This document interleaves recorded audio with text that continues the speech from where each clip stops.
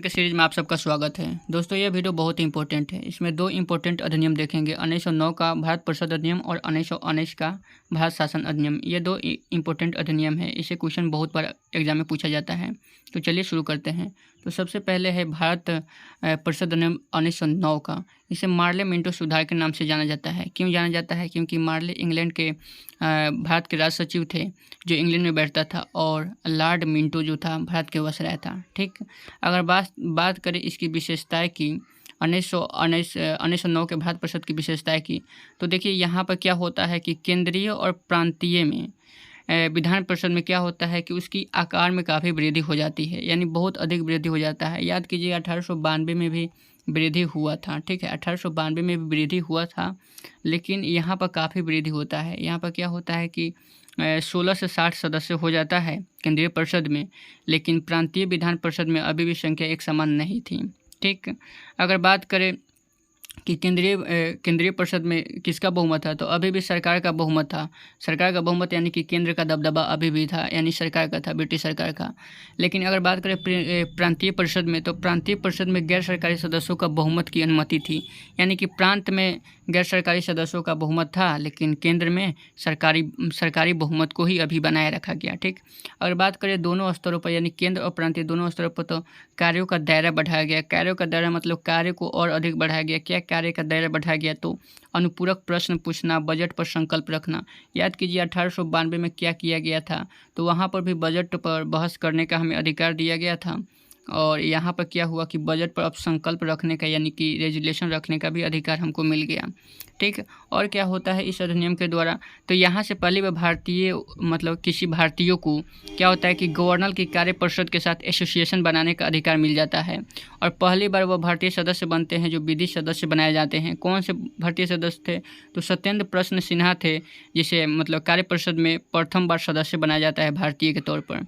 ठीक। तो याद रखिएगा, क्वेश्चन पूछता है भाई। फिर क्या होता है कि इस अधिनियम ने पहली बार क्या हुआ कि पृथक निर्वाचन के आधार पर मुस्लिमों के लिए सांप्रदायिक प्रतिनिधित्व किया गया। सांप्रदायिक प्रतिनिधित्व का मतलब होता है कि मुस्लिम सदस्यों का चुनाव, यानी कि मुस्लिम लोगों का चुनाव केवल मुस्लिम मतदाता ही कर सकते हैं, यानी कि मुस्लिम लोग ही कर सकते हैं, केवल मुस्लिमों के लिए। ठीक है। तो यहाँ से पृथक निर्वाचन, यानी एक अलग निर्वाचन की व्यवस्था कर दी गई मुस्लिमों के लिए। और यहाँ से क्या होता है कि सांप्रदायिकता को क्या मिल जाता है? सांप्रदायिकता को एक वैधानिकता प्रदान कर दी जाती है। तो आपसे पूछेगा कि किस अधिनियम के द्वारा सांप्रदायिकता को वैधानिकता प्रदान कर दी जाती है, तो वह अधिनियम कौन सा था? तो 1909 का अधिनियम था, जहाँ से सांप्रदायिकता को वैधानिकता प्रदान कर दी जाती है। और लॉर्ड मिंटो को क्या कहा दिया जाता है कि सांप्रदायिकता निर्वाचन के जनक के रूप में कह दिया जाता है। किसको? लॉर्ड मिंटो को कह दिया जाता है। फिर क्या होता है कि मुस्लिम के लिए पृथक निर्वाचन की व्यवस्था तो कर दी गई, लेकिन यहाँ से presidency corporation, chamber of commerce, विश्वविद्यालय और जमींदार के लिए भी अलग प्रतिनिधित्व का प्रावधान कर दिया जाता है। किसके लिए? तो presidency corporation, chamber of commerce, विश्वविद्यालय, जमींदार के लिए भी। ठीक। सिंपल से हमने देख लिया 1909 का अधिनियम। अब चलिए देखते हैं जो सबसे इंपॉर्टेंट है, भारत शासन अधिनियम 1919 का। यह अधिनियम बहुत इंपॉर्टेंट है, क्योंकि यहाँ से क्या होता है कि 20 अगस्त 1917 को ब्रिटिश सरकार ने घोषित करता है कि हम भारत में क्या करेंगे, एक क्रमिक रूप से उत्तरदायी सरकार की स्थापना करेंगे। क्या करेंगे? उत्तरदायी सरकार की स्थापना करेंगे। तो आपसे क्वेश्चन पूछेगा कि उत्तरदायी सरकार की स्थापना कहाँ से शुरू हो जाती है, तो 1919 के अधिनियम से शुरू हो जाती है। 1919 के अधिनियम को हम क्या बोलते हैं, तो मॉन्टेग्यू जेम्स पर सुधार के अधिनियम से भी जानते हैं। मॉन्टेग्यू जेम्स पर सुधार। मॉन्टेग्यू कौन था? तो मॉन्टेग्यू भारत के राज सचिव थे, और जबकि जेम्सफोर्ड कौन था? भारत के वायसराय था। अगर आपको नहीं समझ में आ रहा है कि वायसराय कौन था, राज सचिव कौन था, तो 1858 का जो एक अधिनियम आया था, उसमें क्या कहा गया कि एक नया पद बनाया गया, वायसराय का पद बनाया गया गवर्नर जनरल के जगह पर, और उसके बाद राज सचिव का पद भी बनाया गया। अगर आपने वो वीडियो नहीं देखा है तो जाकर देखिए, वहाँ पर आपको डिटेल्स में बताया गया है। ठीक। तो चलिए देखते हैं कि 1919 के अधिनियम की विशेषताएं क्या थी। तो सबसे पहले क्या किया गया, यहाँ पर प्रांतीय विषय की सूची और केंद्रीय विषय की सूची को क्या किया गया, पहचान लिया गया। यानी कि जो कैसे हमारे पास होता है, केंद्र की सूची विषय अलग होती है, राज्य की विषय अलग होती है। और क्या कहा गया कि यहाँ पर केंद्र की और प्रांत के विषय को तो पहचान लिया गया, और कहा गया कि आपको उस पर कानून बनाने का अधिकार है। यानी कि आप अपना कानून बनाइए, अपने विषय पर अपना कानून बनाइए। ये केंद्र अपना विषय पर अपना कानून बनाए और प्रांत अपना विषय पर अपना कानून बनाए।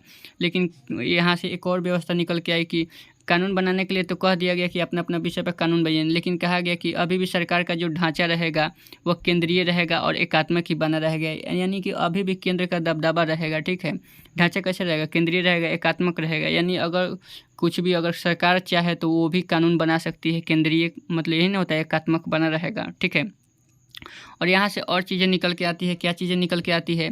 तो यहाँ से प्रांतीय विषय को, जो प्रांत के विषय थे, उसको 2 भागों में विभक्त कर दिया गया। कितने भाग में? 2 भागों में विभक्त कर दिया गया। एक हस्तांतरित विषय कर दिया गया और एक आरक्षित विषय कर दिया गया। जो आरक्षित विषय था, आरक्षित विषय, उसमें इम्पोर्टेंट चीज़ है, जैसे कि क्या क्या चीज़ था आरक्षित विषय में? जैसे कि भू राजस्व था, भू राजस्व, वित्त था यानी कि फाइनेंस था, कानून था, कानून व्यवस्था था, उसके बाद सिंचाई था, खनिज संसाधन था, न्याय था, पुलिस प्रशासन था। ये सब आरक्षित विषय में था। ठीक है, किस में था? आरक्षित विषय में, जो इम्पोर्टेंट है। अगर बात करें हस्तांतरित विषय में, तो हस्तांतरित विषय में क्या था? तो शिक्षा था, लोगों का स्वास्थ्य था यानी लोक स्वास्थ्य था, कृषि था, ठीक है, मापतौल था, स्थानीय स्वायत्त था, सार्वजनिक मनोरंजन पर नियंत्रण था। ये सब कौन था विषय था? तो हस्तांतरित विषय था। ठीक है, याद रखिएगा, यहाँ पर कंफ्यूज मत होइएगा कि अगर कृषि की बात करें तो हस्तांतरित हो जाएगा, अगर सिंचाई यानी इरिगेशन की बात करें तो आरक्षित हो जाएगा। आप लोग गूगल से जाकर सर्च कर लीजिएगा, आपको पूरी तरह समझ में आ जाएगा। ठीक है, कितना इंपॉर्टेंट है, पूछा हुआ क्वेश्चन है आरक्षित विषय और हस्तांतरित विषय। ठीक है, अगर बात करें हस्तांतरित विषय पर, तो हस्तांतरित विषय पर किसका शासन होता था? तो गवर्नर जनरल का शासन होता था। और वह गवर्नर किससे मतलब सहायता लेता था? तो उस मंत्री से सहायता लेता था जो विधान परिषद के प्रति उत्तरदायी थे। तो हस्तांतरित विषय पर गवर्नर किससे सहायता लेता था? तो उस मंत्री से जो विधान परिषद के प्रति उत्तरदायी थे। लेकिन अगर आरक्षित विषय की बात करें तो आरक्षित विषय पर गवर्नर उससे सहायता लेता था जो गवर्नर के कार्य परिषद की सहायता लेता था जो विधान परिषद के प्रति उत्तरदायी नहीं थे। तो याद रखिएगा कि हस्तांतरित विषय पर किसे शासन लेता था? जो विधान परिषद के प्रति उत्तरदायी था। लेकिन आरक्षित विषय पर जो कार्यपालिका परिषद की सहायता लेता था जो विधान परिषद के प्रति उत्तरदायी नहीं था। ठीक है, देखिए अब यहाँ से चालू होता है इम्पोर्टेंट कार्य। यहाँ से अब दोहरी व्यवस्था शुरू हो जाती है, यानी द्वैध शासन शुरू हो जाता है। द्वैध शासन क्या हो जाता है? शुरू हो जाता है। पूछेगा कि द्वैध शासन की शुरुआत कहाँ से हुई थी? तो 1919 के अधिनियम से हुआ था। और द्वैध शासन का मतलब क्या हुआ कि यहाँ से दोहरी सरकार की व्यवस्था कर दी जाती है। देखिए यहाँ पर क्या होता है कि भारतीय परिषद के स्थान पर क्या कर दिया जाता है? द्विसदनीय व्यवस्था कर दिया जाता है। कैसे? जैसे कि राज्यसभा लोकसभा का गठन कर दिया जाता है। ठीक है, तो यहाँ से द्विसदनीय व्यवस्था की व्यवस्था कर दी जाती है। एक और व्यवस्था यहाँ से कर दी जाती है कि प्रत्यक्ष निर्वाचन की व्यवस्था भी कर दी जाती है। आपसे क्वेश्चन पूछेगा कि प्रत्यक्ष निर्वाचन की व्यवस्था और द्विसदनीय की व्यवस्था किस अधिनियम से हुआ? तो 1919 का अधिनियम से हुआ। देखिए यहाँ पर स्पष्ट लिखा हुआ है कि इस अधिनियम ने पहली बार देश में क्या किया? द्विसदनीय व्यवस्था लाया, प्रत्यक्ष निर्वाचन की व्यवस्था ला दिया, जैसे कि लोकसभा राज्यसभा का गठन कर दिया गया। ठीक है, लेकिन क्या होता था कि सदन में क्या होता, दोनों सदन में क्या होता था कि बहुसंख्यक सदस्यों को प्रत्यक्ष निर्वाचन के माध्यम से निर्वाचित किया जाता था। कैसे? प्रत्यक्ष निर्वाचन यानी कि डायरेक्ट निर्वाचन किया जाता था। ठीक है, उसके बाद क्या हुआ कि यहाँ पर जो इसके अनुसार क्या होता है कि वायसराय की जो कार्यकारिणी परिषद थे उसके 6 सदस्यों में से कमांडर इन चीफ को छोड़कर 3 सदस्यों का भारतीय होना आवश्यक था। ठीक, चलिए अब यहाँ से देखिए इंपॉर्टेंट चीज़ क्या निकल के आता है। तो यहाँ से देखिए कि आप लोग को याद होगा कि 1909 में मुस्लिम के लिए पृथक निर्वाचन की व्यवस्था की गई थी। लेकिन 1919 में क्या हुआ, यहाँ से और लोगों को भी पृथक निर्वाचन की व्यवस्था दे दी गई, जैसे कि सिखों के लिए भी, भारतीय ईसाई के लिए भी, आंग्ल भारतीयों के लिए भी, यूरोपीय के लिए भी पृथक निर्वाचन की व्यवस्था ला दिया गया। पृथक निर्वाचन सिद्धांत को विस्तारित कर दिया गया। यहाँ पर और भी लोगों को बांटने की प्रक्रिया शुरू कर दी गई अंग्रेजों द्वारा। ठीक है, तो याद रखिएगा कि सिखों के लिए और भारतीय ईसाइयों के लिए, आंग्ल भारतीयों के लिए कहाँ से पृथक निर्वाचन की व्यवस्था शुरू होती है? तो 1919 की व्यवस्था से। अगर मुस्लिम के लिए पूछे तो वह 1909 की व्यवस्था से शुरू होती है। ध्यान रहेगा ना? ठीक है, और यहाँ से सबसे इम्पोर्टेंट एक और चीज़ निकल के आता है, जैसे कि क्या हुआ कि संपत्ति के आधार पर, कर और शिक्षा के आधार पर सीमित संख्या में लोगों को मताधिकार करने का अधिकार दिया गया। यानी लोगों को मतलब अब किसके आधार पर, यानी जिसके पास जितना संपत्ति होगा संपत्ति के आधार पर, अगर ज़्यादा संपत्ति है तो शायद वो मताधिकार यानी वोट दे सकता है, अगर अधिक शिक्षित है तो वो वोट दे सकता है, कर अगर दे रहा है तो वो वोट दे सकता है, यानी सीमित अधिकार दिया गया लोगों को वोट देने के लिए। ठीक है, तो यहाँ से सीमित अधिकार दिया गया, या नहीं कि सभी लोगों को वोट देने का अधिकार दे दिया गया, नहीं, ऐसा नहीं था। सिर्फ संपत्ति के आधार पर, कर के आधार पर और शिक्षा के आधार पर ही वोट देने का अधिकार दिया गया। तो यहाँ से सबसे इंपॉर्टेंट चीज़ इसको याद रखिएगा, बहुत ही इंपॉर्टेंट है। और फिर यहाँ से क्या होता है कि लंदन में एक उच्चायुक्त कार्यालय बनाया जाता है, और यह कार्यालय क्या होता है कि भारत सचिव के जो कुछ कार्य थे यह उच्च आयुक्त को स्थानांतरित कर दिया जाता है। ठीक है, तो इसको आप लोग याद रखिएगा, बहुत ही इम्पोर्टेंट चीज़ है। ठीक, चलिए देखते हैं। अब देखिए आगे बढ़ते हैं, हम लोग आगे बढ़ते हैं। सॉरी, वहाँ पर 1 मिनट। ठीक है, देखिए यहाँ से एक और चीज़ सबसे इम्पोर्टेंट निकल के आता है। क्या निकल के आता है? तो देखिए यहाँ से इसको थोड़ा, अरे यार गड़बड़ हो जा रहा है। हाँ, देखिए यहाँ से क्या होता है कि लोक सेवा आयोग का गठन किया जाता है, लोक सेवा आयोग। और 1926 में क्या होता है कि सिविल सेवा के भर्ती के लिए एक केंद्रीय लोक सेवा आयोग का गठन होता है। कौन सा केंद्रीय लोक सेवा आयोग का गठन किया जाता है? तो याद रहेगा ना, किस अधिनियम के द्वारा लोक सेवा आयोग का गठन किया गया? तो 1919 के अधिनियम के द्वारा। ठीक है, और यहाँ से सबसे इंपॉर्टेंट क्या है कि केंद्रीय बजट को राज्य बजट से अलग कर दिया जाता है। यानी जो पहले केंद्र बजट बना रही थी, अब राज्य भी बजट अपना खुद का बना सकती है। राज्य विधानसभा भी अपना बजट स्वयं बनाने के लिए अधिकृत कर दिया गया। ठीक है, तो याद रहेगा ना, अब राज्य भी अपना बजट बना सकती है। बजट क्या होता है आप लोग इकोनॉमिक्स में पढ़ते हैं, ठीक है, और पॉलिटी में भी पढ़ते हैं। ठीक है, तो आप लोग अपने देख लीजिएगा, पढ़ लीजिएगा। जब बजट का चैप्टर आएगा तो हम ऑटोमेटिक आपको पढ़ाएंगे ही। ठीक है, यहाँ से क्या होता है कि वैधानिक आयोग का गठन भी कर दिया जाता है। वेरी वेरी इंपॉर्टेंट है वैधानिक आयोग। एक स्टैट्यूटरी कमीशन का गठन कर दिया जाता है, वैधानिक आयोग का गठन कर दिया जाता है, जो अपनी 10 वर्ष बाद क्या करेगा, जाँच करने आएगा और अपना रिपोर्ट प्रस्तुत करेगा।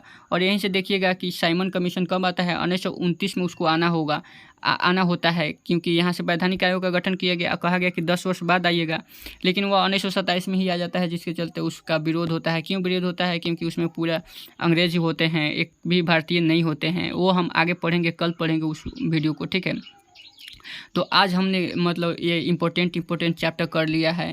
अगर हम समराइज तरीके से देखें तो 1919 में क्या क्या किया गया, तो द्विसदनीय व्यवस्था लाया गया, हस्तांतरित और आरक्षित विषय बनाया गया, लोक सेवा आयोग का गठन किया गया, केंद्रीय बजट को राज्य बजट से अलग कर दिया गया, वैधानिक आयोग का गठन कर दिया गया। और क्या हुआ? और हुआ कि मतलब यूरोपियों को भी, भारतीय ईसाइयों को भी और पृथक निर्वाचन के सिद्धांत को विस्तारित कर दिया गया। यहाँ से मतलब संपत्ति के आधार पर, कर और शिक्षा के आधार पर सीमित संख्या में लोगों को मताधिकार दिया गया। ये सब 1919 के अधिनियम था, समराइज तरीके से देखें तो।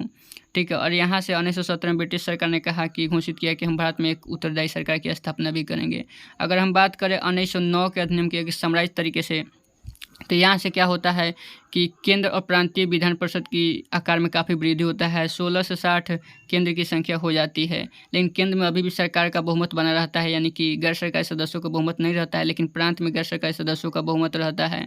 अगर बात करें कि वो कौन सा भारतीय थे जिसे पहली बार गवर्नर की कार्यपरिषद में एसोसिएशन करने का अधिकार मिला, विधि सदस्य बनाया गया, तो वो सत्येंद्र प्रसन्न सिन्हा थे, जिसे 1909 के अधिनियम में मतलब विधि सदस्य बनाया गया। फिर सबसे इम्पोर्टेंट कि पृथक निर्वाचन या मुस्लिम के लिए सांप्रदायिक प्रतिनिधित्व का प्रावधान कहाँ से किया गया था, तो 1909 के अधिनियम से किया गया था। फिर अगर बात करें presidency corporation, chamber of commerce, विश्वविद्यालय, जमींदारों को अलग प्रतिनिधित्व भी दिया गया, किससे? 1909 के अधिनियम से। ठीक है, और 1909 के अधिनियम को हम पार्लियामेंट्री सुधार के भी नाम से जानते हैं। तो इस तरह हमने 2 इम्पोर्टेंट अधिनियम देख लिया। अगर आपको अच्छा लगा हो तो लाइक और सब्सक्राइब जरूर कीजिएगा। तब तक के लिए जय हिंद।